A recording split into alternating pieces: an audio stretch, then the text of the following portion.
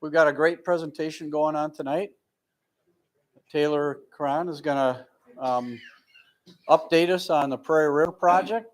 Also like to announce that for those of you who don't know, but who knew Tim Parks, he moved to Madison in a similar job just because he wanted to be closer to his girlfriend. No. Yeah, I know. That is lame. I agree. I hope Tim is watching this now. Yeah, I know. So we have they hired a new person to take Tim's place, Lucas Koenig.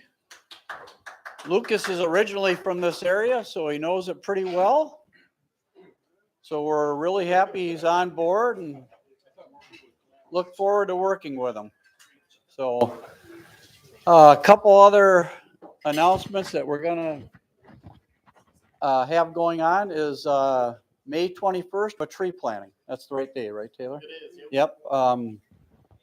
We're still hashing out a few minor details, but this is going to be by Dagus Road or south of Dagus Road, more by above Charlie's Bridge. Above Charlie's Bridge, but we'll probably park by Dagus, I'm imagining. We could actually probably park by Charlie's. Oh, we could. Okay. Well, we'll figure that out. We'll let everybody know. So anyway, that's going to be our first work project. We're looking to get 2 or 3 more. Going to be working with Lucas and his boss closely to get a couple other work projects going in the summer. Another event that might be coming up, Linda's not here tonight, so she didn't let me know, but she's hoping to hear soon as to whether, I believe it's Taylor County Youth Days or something like that we would be doing. I know Henry, Bob, John, I've gone before. It's a great event. They put kids through all sorts of roles. We do some fly casting with them. The guys doing fly tying, show them that. Fifth graders, they show them how to shoot a gun, like a BB gun, that type of thing. And they do all sorts of outdoor stuff.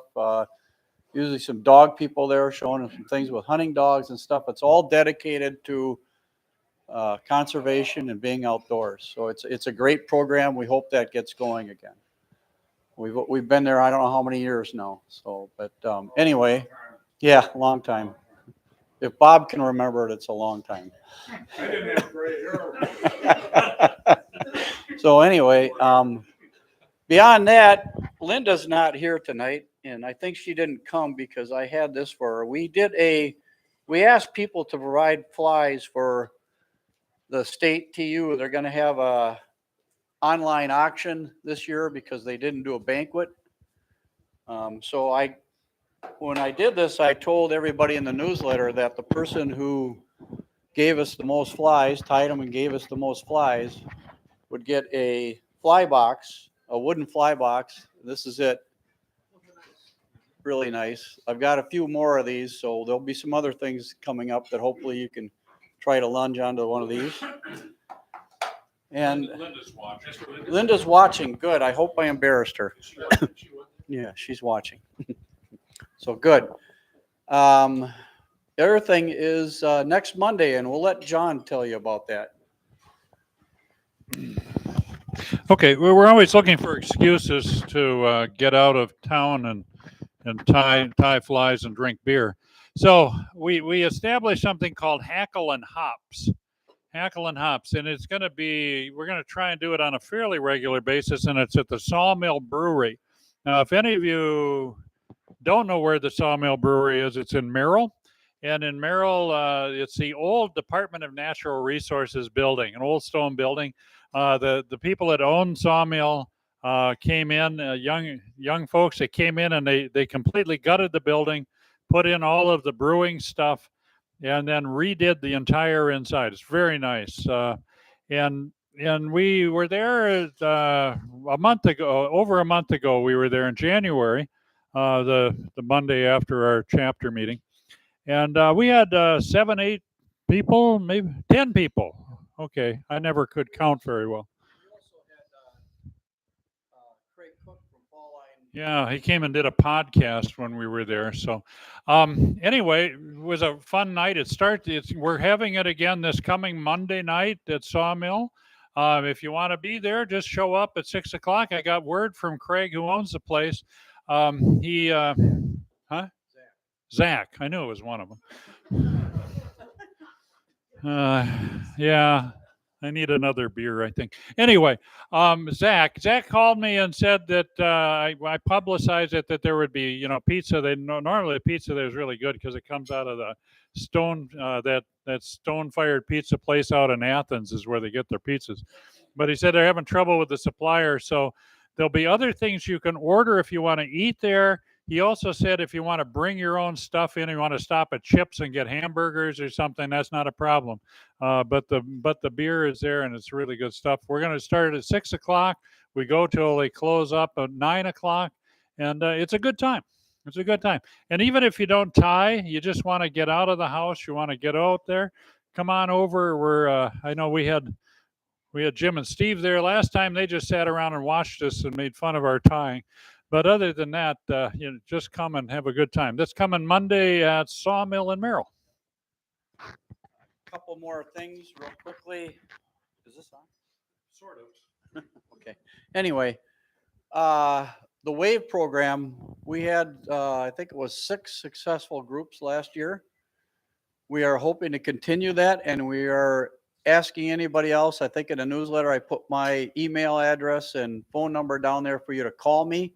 There's some training that goes along with it, some stuff you'd have to do on the web, a test you have to pass on the web, and then the in-person training I think I'm actually supposed to give now because I don't think they will keep coming each year up to the area. But it's a valuable asset that people like the DNR fisheries group uses, the hydrologists use it, and even county and city planners can use the information, especially when it comes to determining what types of impacts are going to have on the water. So it's a really valuable tool. It's actually, Paul and I did an area by the Plover. I think we got all our times in. I don't know if we missed the last one or not. Oh, that's right. Yeah. High water, we couldn't do it. But anyway, you start in May, you end in October. So it's a very valuable tool for research and data. So anybody that's interested, please give me a call and we'll set you up with somebody and a place to go. So the other thing that we have going on, I'm going to let Pat explain about the summer ride. Here you go. Coming up on July 16th, we're partnering with Bull Falls Harley Davidson to help sponsor a ride that will take you up along the Plover and then back down next to the Prairie. It's about a 2.5 to 3 hour ride. We're hoping to have events up at Fisher's Bar that will allow you to play games and help donate to the chapter as well. And it should be just a really good time. There's going to be information coming out on this in the newsletter, as well as Bull Falls is part of their sponsor is a July ride card that will have the actual route to take printed right on the card. And in order to obtain one of these cards, you would need to go down to the Bull Falls Harley dealership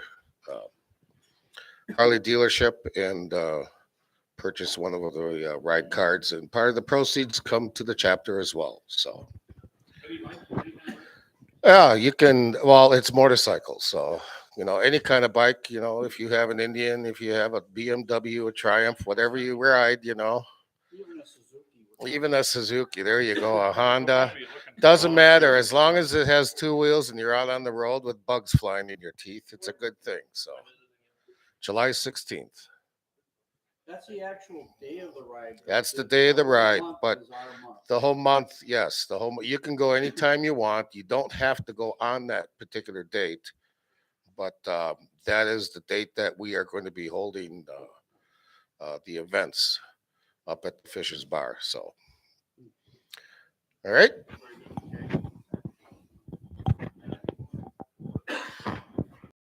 We got all that stuff done. Taylor is going to give us his talk. Please, if you have any questions, raise your hand so he can see you or I can see you, and we can get your question answered. If we can't, we'll try to get back to you with an answer. With that being said, Taylor, your show. Here you go. No pressure, right? No.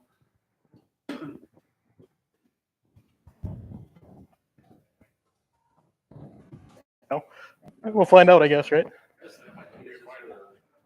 Well, thanks, Kirk. It's great to finally be in person again. It seems like such a long time, and it's always nice to do these face-to-face and see all you guys again. So I'm going to talk about the Prairie River project we've done over the last 2 years. Part of me is sad to be giving the completion presentation because it's a special river to work on, and it was a really fun project to do. So why did we choose this section of the Prairie River? And for those of you that don't know, this project took place between Dagus Road and Charlie Gross's wooden bridge that crosses the Prairie, just off of Highway 17 north of Gleason. So the project was on state-owned easements. Tina Peterson owns the upper part of the project, and Charlie Gross owns the bottom half. The state has an easement on the stream corridor, which allowed us to do the project. Stream was wide and shallow. You know, a lot of it was knee deep and less. Some areas were over 80 feet wide, and then there wasn't a lot there for cover. So looking at the data a little bit, I'm not a biologist, but it won't be a trout talk without a little data. We did a pre-survey on the section we worked on this past year in 21 before we did the work. Looking at it, it compares really closely to our station on Gleason School Forest. Terry, you've helped us there a few times. So the big thing is with this and why it was a good selection is you look at the relative stock density of trout greater than 6 inches, it's at 61%.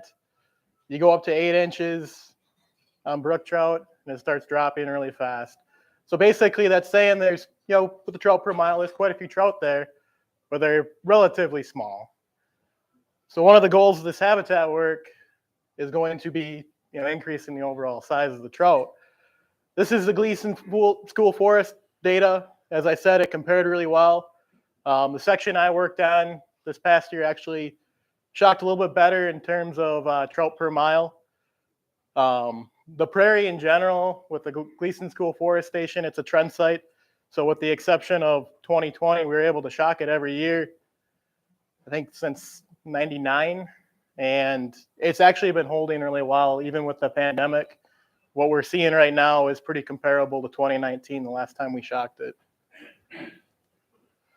So overall goals of the project were to, you know, increase the average depth of the project, you know, basically restore more of a pool riffle run series to different sections of the stream, increase the amount of complex cover in forms of wood and rock habitat, and then suppress tag alder growth and encourage the recruitment of mature timber so we have that wood recruiting to the stream in future years and also shading the stream.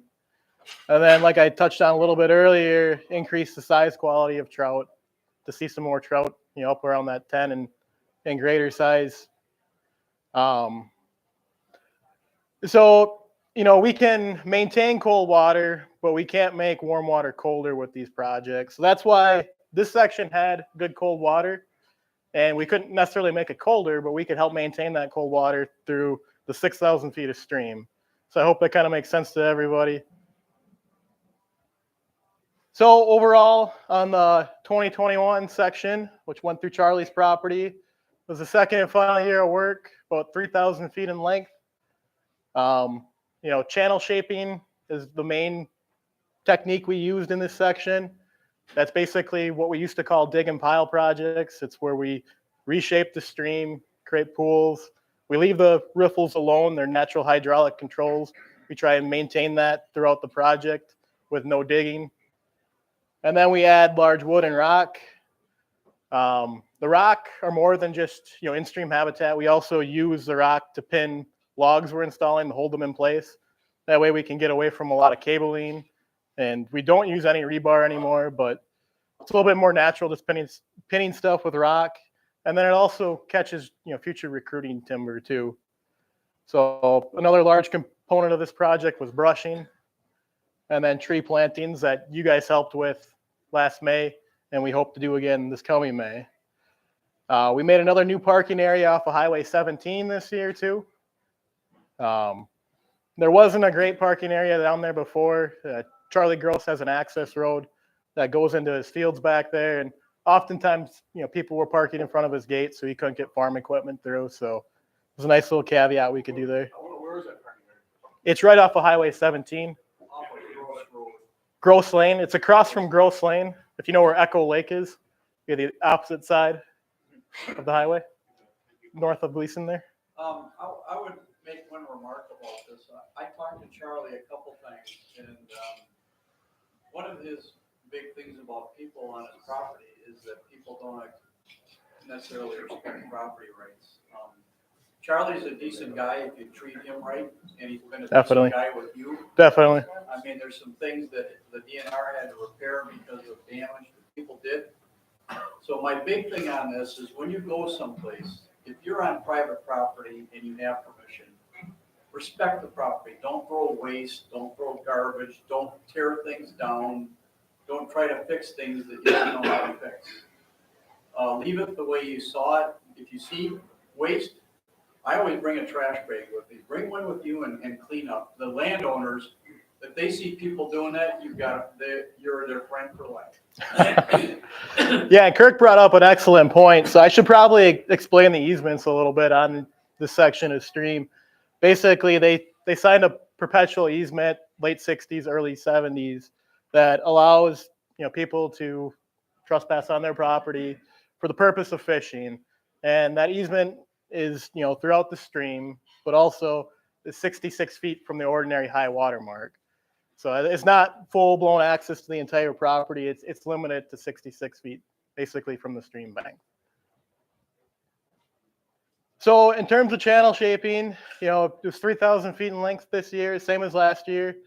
We created 11 point bars, 2 islands, and then we significantly reduced the width of the stream. And then we did increase the average depth. There are places that are 4 feet deep, but you can walk around them. It's pretty easy to navigate the project through the riffles and even around the point bars in the water. There's plenty of areas where it's only knee deep, so it's not like it's unwadeable or unfishable either. So here is a picture before the project, and this is kind of what I drew up before going in there and doing the work. And then this is the outcome. You can see right here, this is a new point bar. The island was rebuilt. And then this is another new point bar, another new small point bar, and another new small point bar. So the point bars help narrow the stream, direct that flow, concentrate it. And then, with digging the stream, we form the point bars from the material we excavate from the stream. Here's another before photo. This was what the plan was. And this is how it turned out. You can see the point bar right here it was made. And then again, right down here, another one is starting. Riffle area was left alone. We did add a few rock to it. So this is starting basically at the top of Charlie's property here. And it's going to go through the entire project here.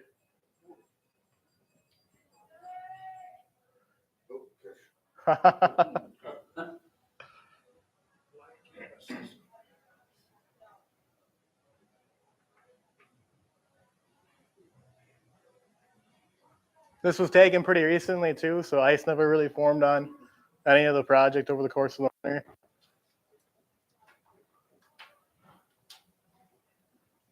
Is this a drone? It is, yep. That's one of them, yep.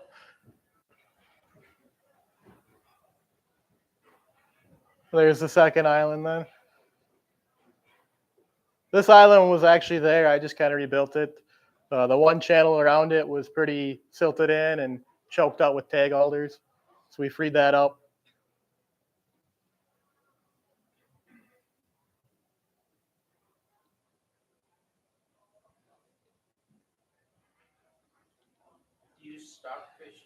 Nope, it's all naturally reproducing.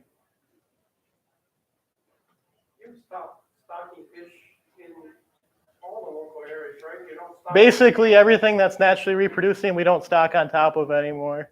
We're really fortunate that our genetics for our trout streams are what should be here. I know down south they can't always say that. So they do it well on their own. A cool little point right here. This is Charlie's Bridge where the project ended. There's a parking lot up over in here. And this is actually the 1978 project on the Prairie River. It was one of the first trout stream or trout stamp funded projects in the state. They used similar methods. We tweaked them throughout the years. They used a lot of skyhook boom covers back then. That's old technology. We moved away from those. And this, in the 1978 stretch, a lot of them have failed, but the channelization and reshaping of the stream is still really good.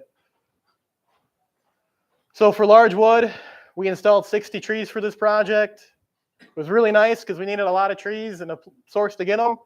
So that kind of became the birth of the parking lot and also a solution to help Charlie out. So we had this big clearing right off of 17. All it needed was a little leveling and gravel. So for this, we like to use a lot of the tree, including the stump root ball. That's just more complex habitat. And basically all we're trying to do is mimic naturally recruiting wood and provide overhead cover for trout. Just a few photos of various logs and trees that were, yep, we put them all in. So last year, you guys actually helped us out by purchasing some trees from Tina Peterson. We didn't have a great source, so you guys helped us out and purchased, I think it was 20 trees for $400.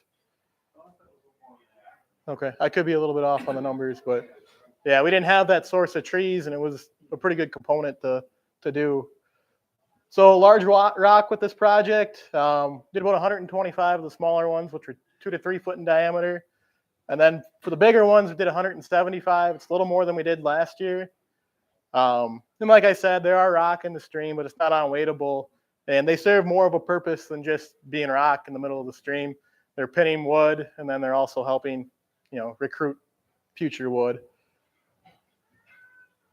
And so here's a little schematic. You can see various rocks, logs, and basically a pool set up here coming out of a riffle.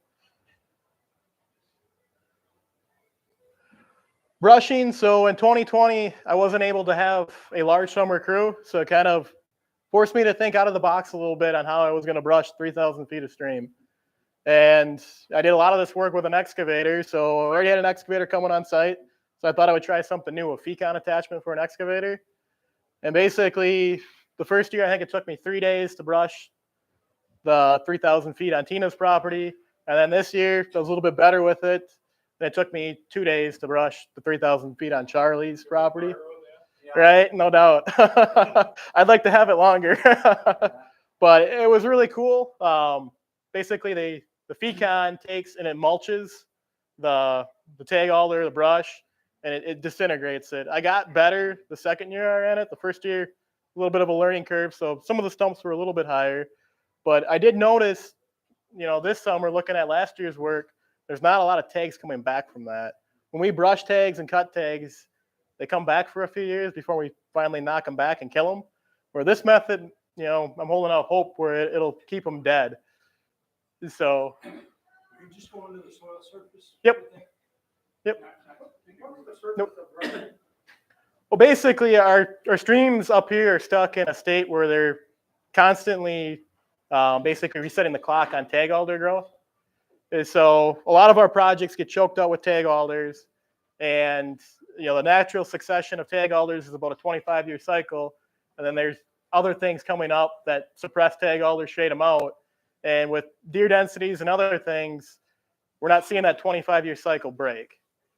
So the point of doing this project is, narrow the stream, cut back that brush, and then we're also going to couple this with tree plantings to try and get on top of the tags. So we got them knocked back right now. Hopefully we can get some trees coming and suppress them out. It makes the stream more fishable. Right. From an environmental perspective, I was just wondering what the... Yeah, they do provide some habitat, but they're not great at holding bank or for bank stabilization in general. So basically, we'll have high water events. You'll get the tag alders blowing out, taking chunks of stream bank with them, and then the stream starts to widen. That's what we don't want. And so we're trying to break that cycle. And unless you're looking for woodcock or grouse, they're not allowed. Right, and basically, I only cut 25 feet off the bank, so that woodcock and grouse habitat is still there. Yep. So that leads me to the next slide, the planting that we did last May here. We planted about 1,000 trees, 400 of them were white pine, 300 river birch, and then 300 silver maple. Thank you guys for helping with that. It would have taken my crew a long time to do that without you guys. We're going to kind of, this will be a moving target, and there's going to be some adjustment to this tree planting because we really haven't done it large scale on habitat projects up here. Other parts of the state have done it with success, and they've planted larger numbers to kind of, basically try and get past that deer browsing. Looking at things in the fall, the silver maple and the river birch, the deer are loving. The white pine, I hold out hope for yet, so like I said, we'll have to kind of assess it and make adjustments as we go here. Explain what you were talking to me about. I forget what you call them. The tree tubes? Yeah. Yeah, so that brings me to the tree planting of this year. We're going to kick it up a little bit. So we're going to shoot for 2,100 trees. And last year's section in Tina's property, Tina had a pretty good riparian corridor around the stream still. So we just planted trees on the new point bars I created. This year now we're down in the Charlie's property, and he doesn't have that hardwood or even forested riparian corridor. It's more tag alder and then field edge. So I'd like to plant trees on the outside bends and on the new point bars. So that's why we're doubling it up. We're going to go with 500 white pine, 500 hemlock, 500 tamarack, and then just 300 river birch and 300 sugar maple. I was kind of talking to Kirk a little bit before the meeting here, and one of the things we could try and do is put tree tubes on them, 5-foot tree tubes that basically prevent the deer from browsing them. And then you also get some added growth from the extra sunlight the tree tubes help concentrate. So those would be more for the hardwoods, and it's something maybe we would try, 100 tree tubes, just kind of evaluate and see, are we getting a better return on our investment or are we not for the extra hassle and funding that it would cost. That'd be something our group would fund. But like I told Taylor, we're not going to go whole hog on it because he has no data that says that you get this much more bang for your buck. Right. What we're hoping to do is if we do like 100 of them, get like 5 years worth of data and then say, yeah, it makes sense, and this is what we should be doing. It's more expensive, but it might be worth the money. And they would require maintenance then too. Usually like in the fall of the year, you make sure the tubes are standing up before we get snowfall. And then vice versa in the spring of the year, you're making sure the snowfall didn't topple over the tree tubes. So if that's something you guys would be willing to help with, it'd be much appreciated.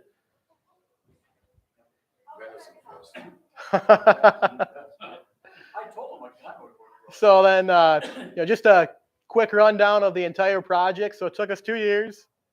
It was 6,000 feet in length. We created 19 point bars, 4 islands. We installed about 110 trees in the stream, not on the bank as plantings, but actually in the stream as habitat. And then about 750 large rock. We brushed the entire 6,000 feet up and down both sides. And then, we planted 1,000 trees already this last year, and we have a goal to plant another 2,100 this spring. And we created the 2 new parking areas, the one at the dead end of Dagus Road, and then the one down on 17 by Charlie's property there. And your Dagus Road is not off of 17. It's on the other side of the river. It's off of Deershiners Road, yeah. You can access it from, is it triple C there or is it double C? Yeah, it's triple C. Okay, you can access it from triple C. That goes north off of triple C there, or you can access it off of R&H Road too. Yep. So kind of just looking at a cost breakdown of everything, for the entire 6,000 feet, it cost about $45,000 to do this project. But to put it in perspective, it was about $7.50 per foot. I do brush bundling projects on smaller streams with the intensive labor and hauling of Christmas trees and things like that. Those projects run $4.50 know about. So this is actually a really good turn on investment for the time we spent out there and the funding that went into it. Where did you get most of your funding from? So basically, the funding for this project, you guys helped with in terms of donations for the summer crew, the Kubota, trees, and then it was basically all trout stamp outside of that. So basically, you guys purchasing trout stamps came back into the program and were able to do this work. So if you look at it from our chapter, what we donated, we're, like this much of the whole project. I mean, we're even smaller than that. We did some good things, but the trout stamp is what really pays for it. So my thought is you could encourage your legislators to suggest that maybe we pay more for licenses, because that's where the money comes from. All their DNR is their funding from licenses, nothing else. I don't want to undersell what Kirk said here, but without you guys, this project would have been really tough. There was the financial donations, but there was also the support with the landowners and different stakeholders who had input on this project. You guys were there through all of it, so I can't thank you enough for that. Here's just kind of a rough map of the area. You can see both of the parking areas. This is the one off of 17. This would be the one off of Dagus Road here. And it kind of breaks it out from year 1 to year 2.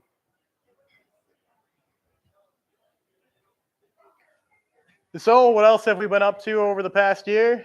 Obviously, the big one was the Prairie. We did some dredging on Stillhouse Springs. That's in eastern Langley County. We finished the dredging at Lost Springs. Set up a spring pond dredging project for the future on Long Springs. Did a brush bundling project that was also a TU workday on Evergreen Creek, along with additional stream brushing elsewhere. And then we continued our beaver control. So for those of you that don't know, this is a dredge. It's basically a converted landing craft from World War II. It's very specialized. This is the dredge in the water. If you can kind of make it out right here, this is the cut line of the dredge. So basically, it's got a cutter head on it that spins. There's a pump that takes the slurry that the cutter head spins up and sucks it and pumps it down a pipeline to an upland depression or berm disposal site. There's a cable on each side of the dredge. Basically, it spins back and forth off of a pivot point, which is a spud back here. It just spins back and forth real nice and slow, and the boom adjusts down as it goes down. Where does the sludge go? It goes into an upland depression or into a berm disposal site. Basically, it's allowed to run out and just dry out. If it's an upland depression where we don't have to berm it, we're usually able to leave it and then kind of walk away from it, seed it, and it vegetates and nature takes it back. If we have to berm a disposal site, then there is some remediation, crushing the berm, leveling it out, and putting it to a pre-berm state. What's that? Langley County does. It's called a lowboy. It's actually not that heavy. Why do we dredge? Yeah, so the spring ponds, because they're highly productive water, they age really quickly. So basically, I think this is a Max Johnson quote. Dredging is like resetting the geological clock on these spring ponds. We're taking all the marl and sediments, detritus, and pumping it out, clearing the springs down to a mineral soil or 12 to 15 feet deep, whichever comes first. So we're increasing the living space, and we're also basically clearing the springs off. There has been some studies done that have looked at, after a dredging project, do the springs pump more, do they not? I think the projects were done in the late 70s, and the results were inconclusive if we get more spring outflow from dredging or not. But one thing we do know is we increase the living space, and we see a direct return in that in the trout population.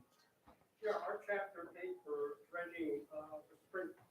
For those of you, if you go across, I think it's N, across Y, on the Plover River, there's a spring pond off to the right, maybe a couple of 100 yards to the right. You never know, you probably driven past and never noticed it. Well, that spring pond flows into the Plover River below N. And so we dredged that in order to increase the cold water flow from that spring pond into the Plover, so that below the point, the Plover River would have a larger source of cold water. So that's one of the reasons we paid for dredging on that particular spring pond. Yeah, that's a good point, and I'm not suggesting that the plover is thermally challenged there, but in areas where a stream is thermally challenging, opening up a spring pond can provide refuge in the heat of the summer when the stream may get warm. Trout can pile into these, spring ponds and, seek out cold water. So the same thing, they can provide some overwintering habitat with that as well. A Stillhouse and Lost that we dredged last year, they're great candidates that really showcase how well trout spawn in these ponds. There's lots of upwelling water coming through, gravel bars and such throughout the pond. And that would be off of Shepherd Road, which is off of Highway P, which is to the south of 64 between Elton and White Lake. So to kind of put it out in that area. So Stillhouse, we were able to finish the pond, but the outlet we were not able to finish. Stillhouse, provided to be kind of a complex pond with some features it had in it. It had gravel bars in it, which made moving the dredge around in it very difficult. We couldn't pump through it. Those are usually things that we don't want to disrupt. So in order to dredge the outlet of Stillhouse, we've actually got to come in from Lost Springs. So this is Stillhouse right here. This was a large dredged area. This was a large dredged area. And I actually put an excavator out here and formed this peninsula by digging through here to get the dredge into this pocket. But there's another gravel bar coming up here that I couldn't get to with the excavator. So the dredge couldn't go that direction. Basically, the dredge can only pump where it's got 4 feet of water or greater. Once it starts getting to 3.5, 3 feet, the dredge can no longer maintain a prime to pump. So this is the outlet from a different angle here. And basically, we're going to come in it from Lost Springs and pump up into the pond this coming summer here. This is Lost Springs. It's actually got 2 little lobes. We kind of split the project up.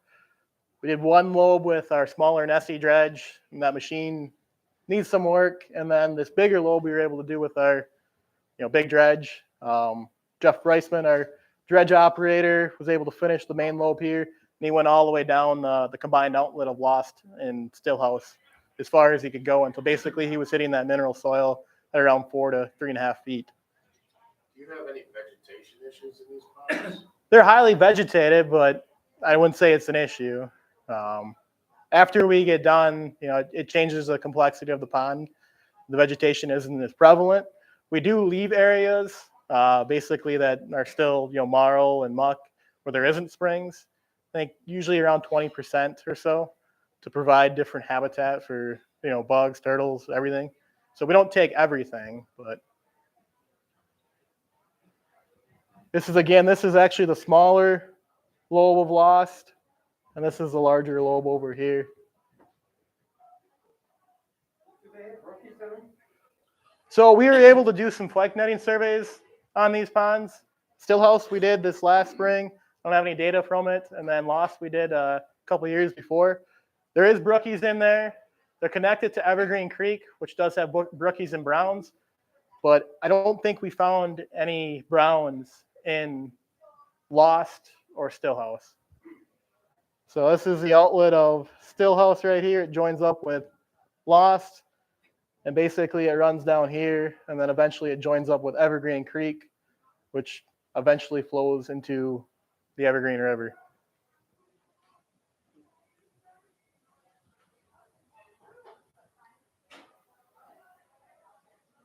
It's pretty neat. There's these 2 ponds right next to each other. And I'm going to talk about an additional one here real quick too that's on the same property. So in terms of like a destination fishery, you could probably go and fish here all day and not cover everything.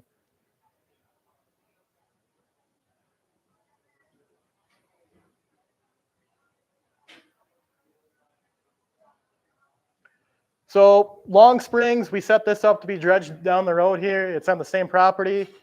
This is actually a bermed disposal site, as you can see here. So we're gonna pump into there. The water will have a good chance to run out, evaporate, get sucked up by trees, and basically that'll leave the sediments behind to dry out so we can break it down later on. So it's the access road that we cut down to the pond. We're hoping to maybe get in there this next summer, but likely it'll be 2023 when we get in there. Stillhouse will be the priority to finish dredging this coming summer. This is Long Springs here. So if you look right here, this is some really good springs. There's also upwellings that come through gravel up here, then another good pocket of springs. Long has a small inlet creek, but when Long forms its outlet, I actually replaced a culvert on the outlet several years ago now. It's almost doubled in flow from that inlet creek coming in to down in the outlet.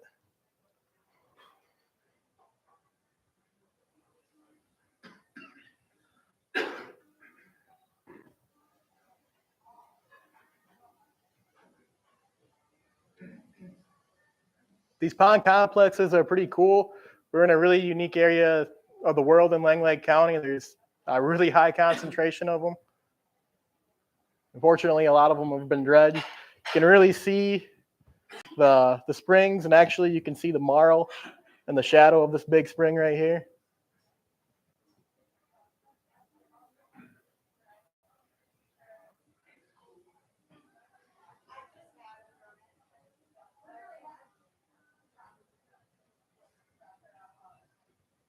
Are you looking at narrowing any of the inputs to those ponds and then the outputs, just for faster water flow? No, we actually want to keep them, open. We don't want to restrict them and potentially hold water back. So that's another thing when we do dredge a pond. The outlet has to be at a proper level. A lot of times people build impoundments on these. They're historic impoundments. Like the culverts that I pulled out of this system probably had the pond raised a good 1.5 feet. And there was an old log bridge that someone piled the culvert on top. So that's step one, is getting the water level right, whether it's an impoundment, bridge, culvert, or beaver. Beaver are our worst enemies with these ponds. Certain areas, beaver can be tolerable, but we have really low gradient systems, and around most of our ponds, it's cedar. So what happens is beaver come in, flood out the ponds, kill off the cedar, and that's the last time we'll see cedar there, even in my lifetime. So, different areas of the state, they work, but around here, not so much. So this is kind of a zoom out of where the complex is. This is White Lake, Highway 64. And then to get to it, you would take County P to the south, and then you would go to the east on Shepherd Road.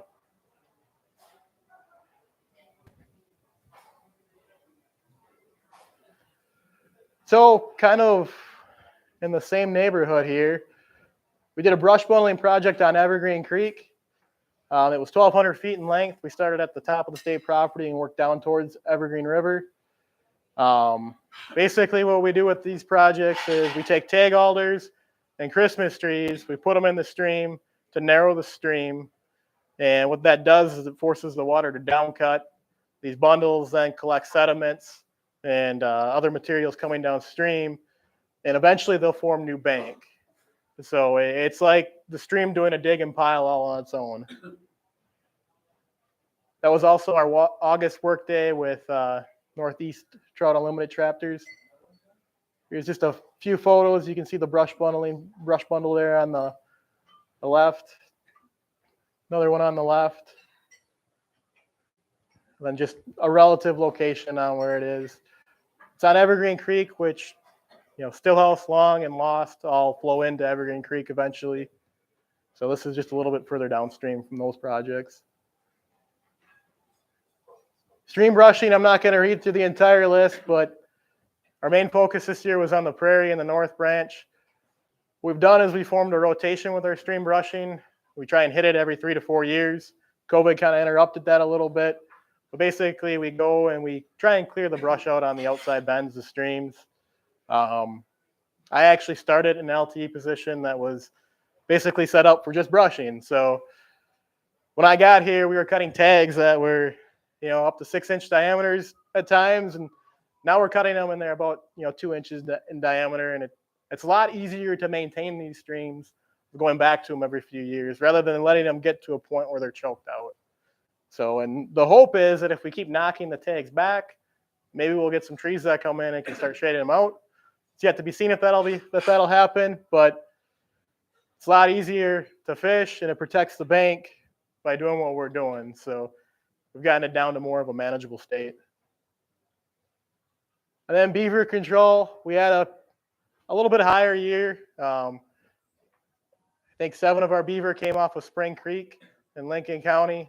That's a tributary to the Prairie River down around Yankee Rapids. That was a big one that we tackled for the year. And then we also have a contract with Wildlife Services, and they do a lot of trapping on different trout water in Lincoln and Langley County as well. That's not represented in these numbers. 77 days. Yep, they build them back really fast. So then looking at this summer, one of our main objectives is going to be finishing the dredging on Stillhouse Springs, doing that outlet, getting that project all cleaned up. And then we're going to move into a couple of culvert replacements on Elton Creek. It's basically right in Elton there. And then Elton Springs. That's actually the culvert on Elton Creek. It's obviously pretty high. When they're that high, it can really interrupt brook trout movement, causes sedimentation and siltation upstream of the culvert. We're going to continue our brush bundling project on Evergreen Creek. Basically, I think we're around 1,200 feet from the Evergreen River, so we'll see if we can make it all the way down to the confluence with the Evergreen River. We're going to probably do about 9 miles of stream brushing and then continue our beaver control. So just want to thank the rest of my crew. Al is my supervisor. He couldn't be here tonight. Dave Seibel is the Lincoln and Langley County biologist. Jeff Reisman is a spring pond dredge operator, but he recently retired. And then I had a great summer crew this year. Unfortunately, they're all moving on to other things though, so we're in the process of recruiting a new crew here. And then I want to thank you guys, your support with the Prairie project, the brushing projects with funding.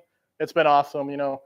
Kirk said it was a small contribution, but it really wasn't to me. I mean, it's been awesome to have your support and work with you guys on this project. The Prairie was a special project. It's an awesome river and really fun water to work on. Can I take you back to the Evergreen River? Is that the same Evergreen that flows into Menominee County? Yep. So I need to ask you a question about that. sure.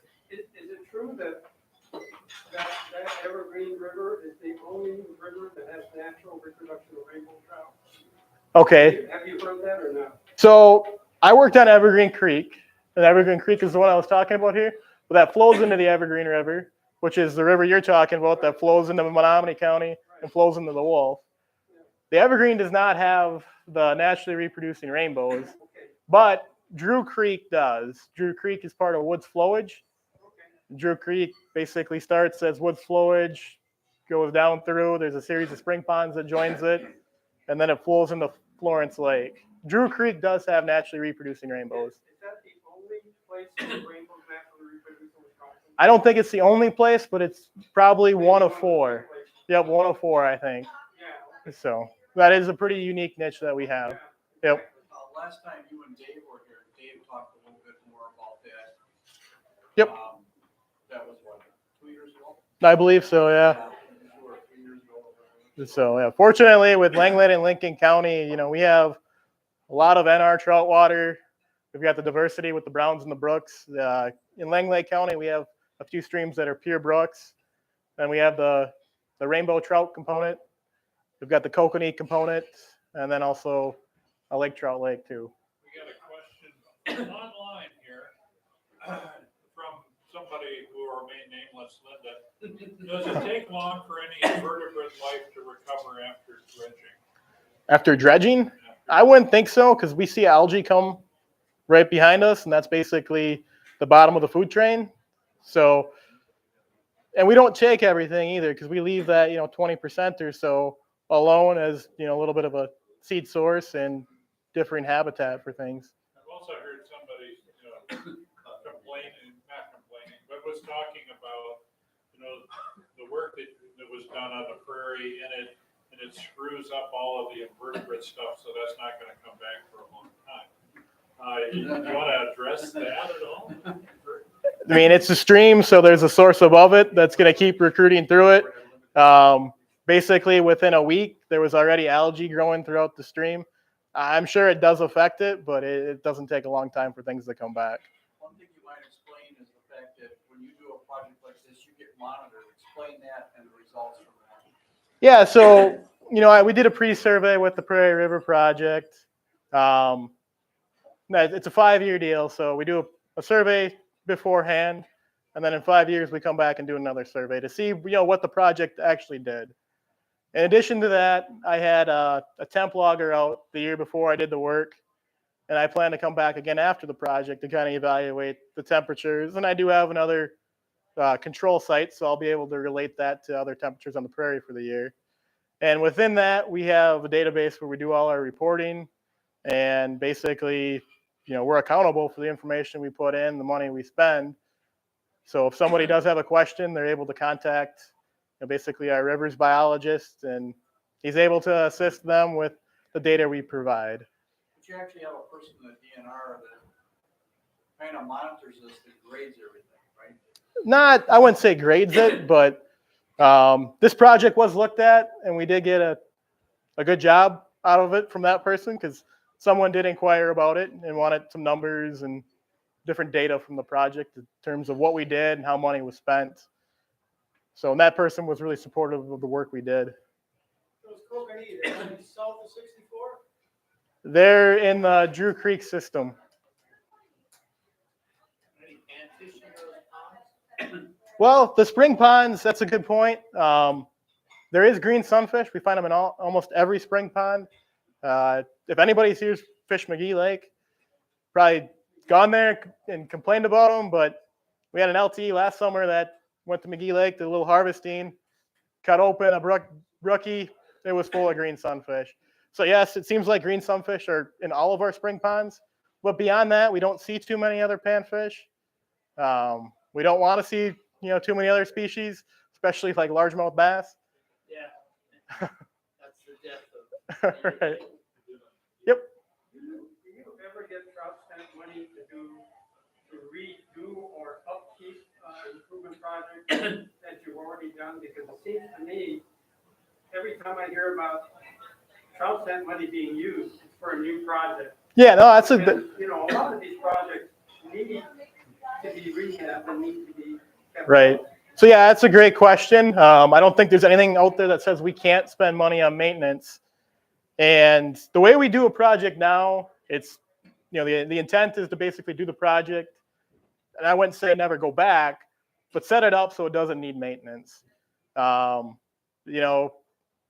70s through early 2000s, they use skyhook boom covers on everything. They're an engineered structure made of wood. They have an expiration date. So that's one thing we're looking at is, do we need to go back to some of these sections that have boom covers and do something about it? Because the boom covers are tipping in, failing. They're not providing the habitat they used to. But the one thing that's still there is basically the channelization and reshaping of the stream. So we look at it from a bang for buck standpoint. We could go back in. Excavators aren't cheap. To rehab a project, it's going to be fairly expensive. Maybe not as expensive as a new project, but we've already spent money there. And what are we going to see in terms of return on investment from trout?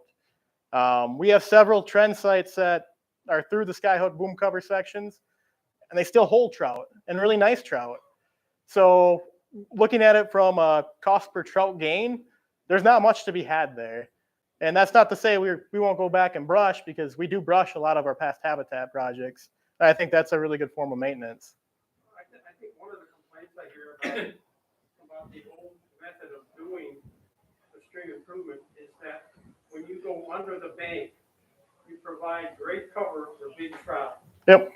But they're very difficult to catch and to fish. You've got these huge trout that eat the smaller trout, but they're hard as hell to catch. Right. So what have we gained from that, I guess, from all the money we spent? Right. And a small trout fly. What? The small trout fly. Learn how to fish different. Streamers. Yeah, they're still there. I mean, I guess, yeah, and fish at night.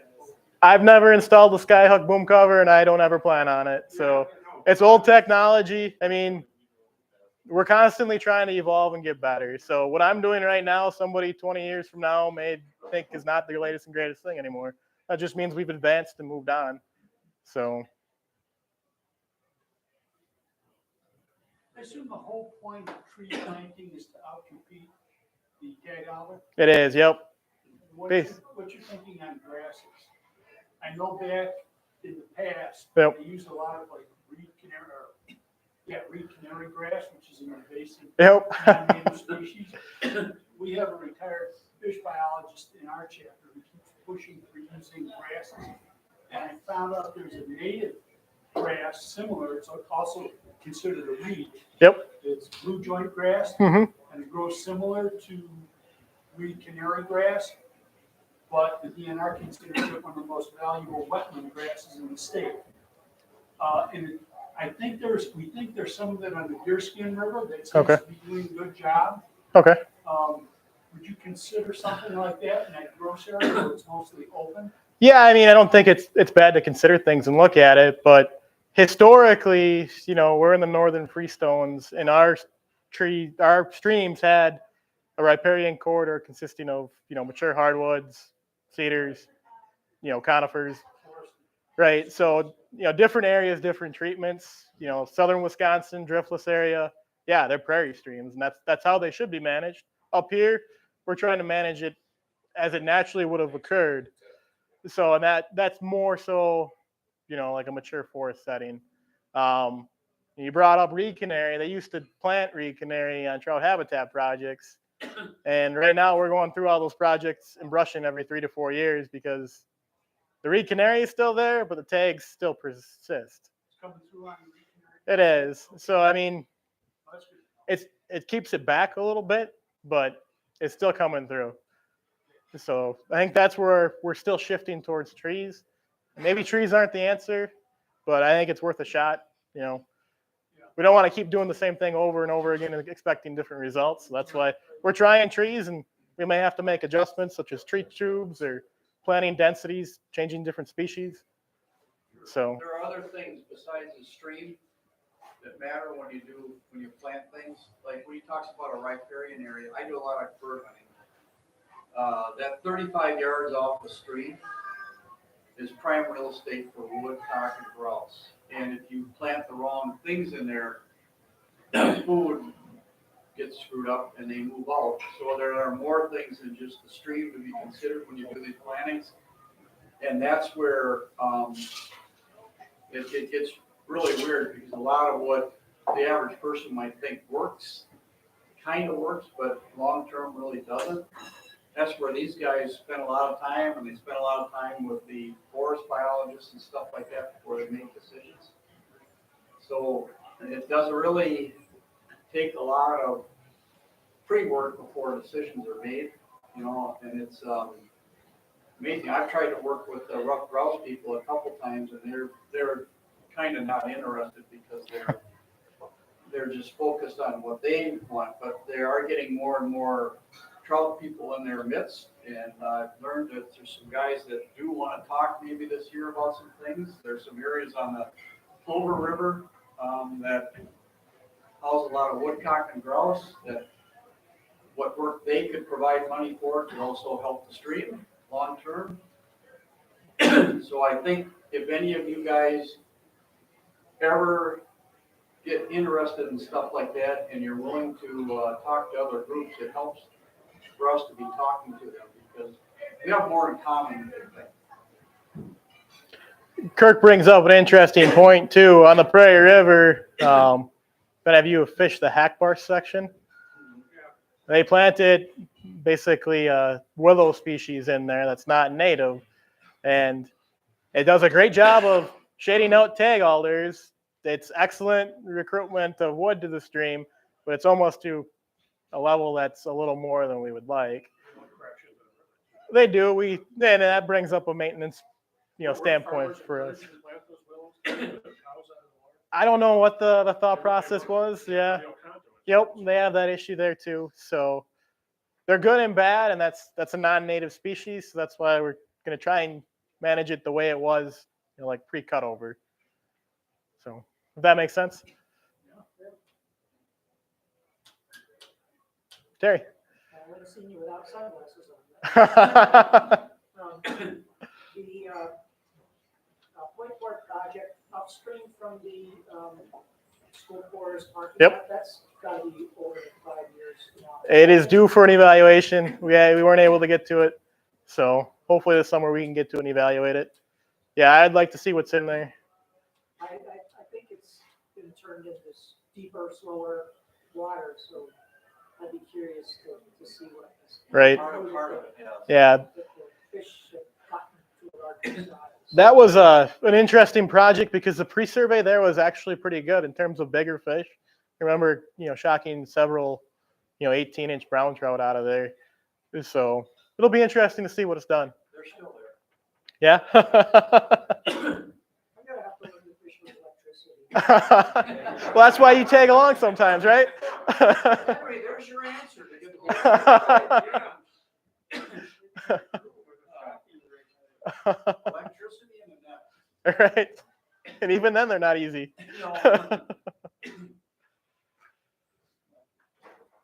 Any other questions for me? Anybody in the back row? Question? Do you ever let citizens accompany you on when you go shop the street Not super often, but if you want, you can contact Dave. I handle the habitat end of things. Dave handles more of the survey end of things. So The reason I asked is I don't know if we still do, but we do a thing with the senior class at Wausau East and on the Culver River. And one of the things is the DNR crew comes and actually shops the river. sure. And students are amazed to see how large the trout are coming out of the small little stream. Right. Usually they shock south of the bridge. Okay. Yeah, And that's one of the areas we were talking about Right. before. Yeah, I mean, demonstration days like that, I think we would be on board for. We actually do one. It occurs usually every other year. Kretz Lumber puts on like a field and forestry days, and they have an observation tower built over Spring Brook. And usually we do a few passes there for about 3 or 4 groups of people to show them how shocking works and show them what a great resource is right there in Antigo. Last year, Tim and Al both asked me if on short notice I might be able to get some volunteers to help with shocking in certain areas. Unfortunately, with COVID, they kind of shut that down pretty quick. But I'll talk to Al about it again because Or Lucas. or this guy, because what happens usually is their schedule is dependent upon weather or something, so they think they're going out this week, and now it changes to Monday morning, and Right. you kind of, sometimes like Tim would maybe send me a text on Sunday saying, well, if the weather's okay, we might go Monday morning. Well, then I look at the weather and I still, you're not going Monday morning. So Yeah. it'd be very short notice. If they're offered, we'll be happy to put out an announcement to anybody that wants to show up, that's willing to help. Realize when they ask you to help, you have to know, you have to listen, you have to know what to do when they tell you to do it. But it is fun to see. When we shocked the plover in Hadley 3 years ago, a lot of big surprises. A lot of big surprises. I mean, there were a number of brown trout that were pushing 19, 20, a number of them in the 13 to 16 inch range, and a lot of brook trout that were maybe not as long, but were very fast. So, That was right in town. yeah, that's right in town. So, and then there was a big hole with about 1 million suckers in it. That's probably where I fish. So, like usual, I mean, whatever you guys want, we'll try to help you with, so. Well, I can talk to Al too and see what changed with the whole protocols with volunteering or whatever it might be. Well, I think you guys being here tonight is totally different, so I think Way they're gonna different. change this summer. Step in the right direction, yeah.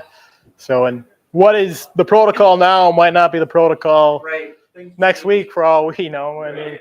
we're very contingent on what's going on with COVID and how it's spiking and not. So, We could go right back to us having to wear masks again. right, not being able to ride in the same vehicle and stuff. So, Any other questions for Taylor? Not being, I guess, thanks a lot, I really appreciate it. thank you guys.